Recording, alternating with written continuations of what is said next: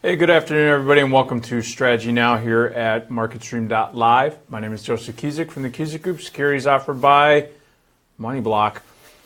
Here to do a little discussion on a strategy that you could deploy if you're becoming maybe slightly bearish. We're talking about the bear put spread. But before I do, I actually want to talk about the VIX. Got a lot of questions over the weekend through the email, and you can email info@MarketStream.live or jcusick, JCUSICK at moneyblock.com.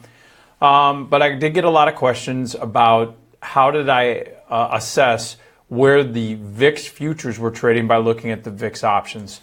And it's a very simple exercise. For example, you see that the cash VIX right here is trading at 1127. Now, if you look at the March options that are expiring on the 22nd, if you go down, look for the call and put that are roughly trading at almost the same price. Just look at the ask prices on the calls. So at the 11.5s, 45 cents for the calls, 30 cents for the puts. $11. You're looking at this 70 cents for the calls, 10 cents for the puts. So if you look at this, the options that are trading probably the closest are around the 1150s, right?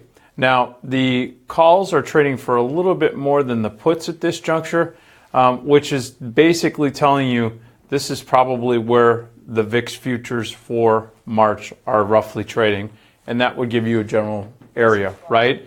So I just wanted to point that out because I was doing an April position before in an example that I did last week, and the expiration was right here on the 19th. So if I would roll down to the 11.5 strike, you have $1.75 for the calls and 20 cents for the puts.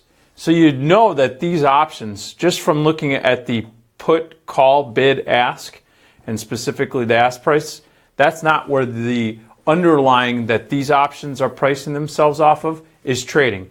So if we scroll up and we go look at the 13 strike, the calls are being offered at $1.05. The puts are being offered at $1. These are the closest. This is telling me that the underlying is probably trading right around $13 because the calls and puts are roughly trading the same. And you can see that the calls are being offered a little bit more. So it's probably trading a little bit over 13 and specifically 13.05. Now, how do I validate that? Go down, take a look at April. I'm getting this from the CBOE. If you see these are the April VIX futures that are expiring on the 19th, they're trading at 13.02. Okay? So again, how did I assess that? I went in, I found the strike price call and put that's roughly trading at the same price on the offer. You can use the offers, $1 and $1.05. So now I know that the April options, they're pricing off of a future price of around $13, a little over $13, and I validated that, boom, right here, 13.02. Okay, just wanted to get that out of the way. I had a lot of questions. Now what I want to do is I want to jump into a bear call spread, and we're going to take a look at a sector, housing. We have housing starts that are coming out, and there's a housing name, Lennar, that's going to be having earnings. So if we take a look at the ITB, ITB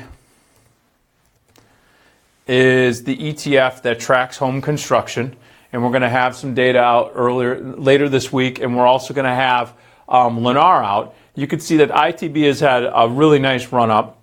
20-day comes in right here at 31.23, and the 50-day comes in at 30. This is the support area that you want to watch for the bulls.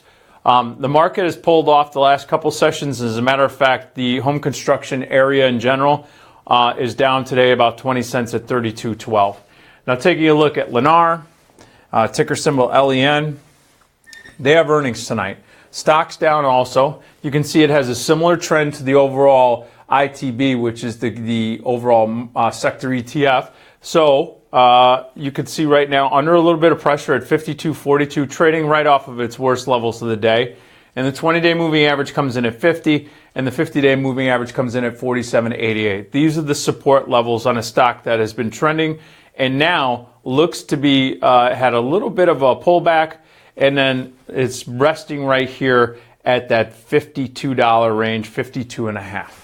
So let's say that you're maybe getting some short-term bearishness. Maybe you think, all right, maybe I'm going to get bearish and I'm looking for an opportunity to take advantage of that. Well, one thing that you can do is you can actually go in, and I'm going to go to trade options. We're going to take a look at a bear put spread. Now, what is a bear put spread? Well, bear put spread is a strategy that you deploy if you are, first of all, have a sentiment of being slightly bearish, not super bearish, not barely bearish, but, you know, mildly bearish. You also are looking at it in terms of the fact that you're not willing to put outright capital on being, let's say, for example, naked short stock or buying a put, which would be a bearish position. You want to capture that downside profit potential, but you're willing to give something up on that profit side if you can have a lower amount of capital risk, and that's why we're spreading it off. And that's why we call it a bear put spread. Now, one thing that you have to be aware of is volatility. As a matter of fact, I'm going to just take a look at one more chart, which is a volatility chart. And when you look at a volatility chart, what you're looking for is a spike. Any type of move to the upside in vol, right? For example, right here, this is VIX. I want to put this in LEN. Scroll down, and you can see volatility has slightly elevated here at 23. You can actually go down. Now, these are a little bit delayed, but it's about flat to slightly up. So you're basically in a neutral area right now for volatility as far as Lenar is concerned historically, or especially over the last 52 weeks. But it did elevate in front of earnings. We're probably going to get a little bit of an elevation. As a matter of fact, being in this IV rank of around 40, 50%, you know, higher than where its lows are, it's something that we have to pay attention to. It means that it's a little heightened, and having the binary event of earnings, that explains why we would have some short-term volatility increase. With that being said, I want to mitigate the potential for volatility to work against me. And so I'm going to do, again, the spread strategy. So if I actually go to trade, I go to options, and Lenar should pop in right here. And I'm going to go to create my own and scroll down. Now, I'm going to do an April expiration cycle. What I want to do is put a bear put spread that's going to give me at least 65% probability of being potentially successful.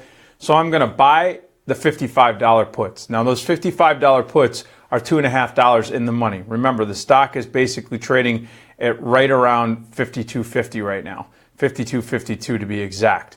Now, I want to offset this purchase price of $3.30, and I'm going to sell the 52.5 call puts. And so basically what I'm doing here is I'm buying the $55 puts, and I'm going to do that, and I'm going to sell the $52.5 puts to offset the purchase price. So my net price is $3.30 minus $1.45. So basically, you're looking at roughly right around $1.80. So $1.80 per contract is $180 of risk that you will recognize. What's your maximum profit? The difference between the strike prices, 55 and 52.5, which is $2.50, minus the premium you pay. So in this case, it's going to be your total potential profit is going to be 70 cents. So with that being said, and that's if the stock is at or below 52.5 going into expiration. So I'm going to do 2 contracts. Now I could do as high as, with a $20,000 account, 5% risk. I could actually do as many as almost 10 contracts. But in this case, because of earnings, I'm going to cut back my size, and I'm going to work this order at a limit price of, let's just say, $1.80. Now I would work it, I'd probably, if you're looking at the bid-ask price, the MBBO is 142 at 185. That's a very wide bid-ask. You could work it at a different price. I just want to get filled for sake of example. So I'm going to put it in a $1.85 debit. Once I put it in as a debit, I know that's my maximum risk. My reward is the difference between the strike prices, remember, minus what I'm willing to pay for it, which is $1.85. So in this case, you're talking about 65 cents as potential profit. I place the order, and then the system will basically work the order, and I was filled at, nice, $1.49. Okay? So this is a great way that you can go in. You can actually play Lennar, potentially to the downside. I have limited risk, $1.49 per contract, or $149 per contract, spread contract. I did 2 contracts, so that's basically $300 at risk. My maximum profit potential is if it goes to 52.5. Now here's the beautiful part is, I have a break-even cushion. In other words, I don't start losing money on this particular spread until it's trading right around $53.50. So that's basically giving me about almost a 2% cushion to the upside. As far as if the stock starts to go up, I have cushion before I start losing money. So if the market does go up to the upside, challenge up in this 53.30, 53.50 level, which is where the resistances come in, I still haven't lost any money by doing this deep in the money put spread. So it's a pretty cool strategy. It's conservative. It's playing potential downside, which we're seeing in the short term as, very choppy action, but between the 51 to 53.5 level has been that range. If it goes down and challenges this level of right around $50.28, that means that the short-term bears could be taking control, and this strategy could be a nice little winner, especially if it's trading at that level or below at April expiration. Okay, folks, that is it right now for Strategy Now. Join me at 3:30 Eastern Time, where we'll be doing Tech Talk here at MarketStream.live. Thanks a lot. Have a great trading day.